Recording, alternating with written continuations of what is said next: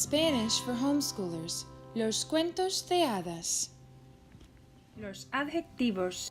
Before we learn how to use Spanish adjectives, let's look at what adjectives are. Adjectives are words that describe nouns.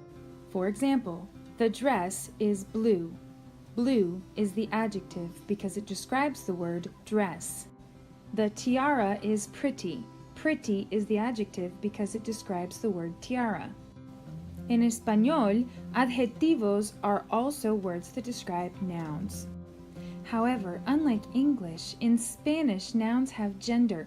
That means they are boy words, masculine, or girl words, feminine. The Spanish language likes these nouns to agree with their adjectives. If a noun is masculine, the adjective that describes it is masculine. If the noun is feminine, the adjective that describes it is feminine.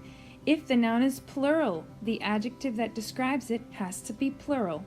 Let's go ahead and see what this looks like. La chica es curiosa. Las chicas son curiosas. El chico es curioso. Los chicos son curiosos. La princesa es cómica. Las princesas son cómicas. El príncipe es cómico. Los príncipes son cómicos. La tiara es verde. Las tiaras son verdes. El zapato es verde. Los zapatos son verdes. Ahora practicamos. La princesa es tímido, tímida, tímidos o tímidas. La princesa es tímida. El chico es atlético, atlética, atléticos o atléticas. El chico es atlético.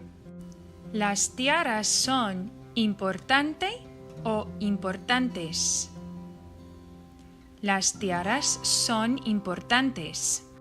Los zapatos son elegante o elegantes.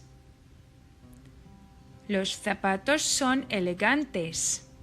Buen trabajo. Adiós. Hasta luego.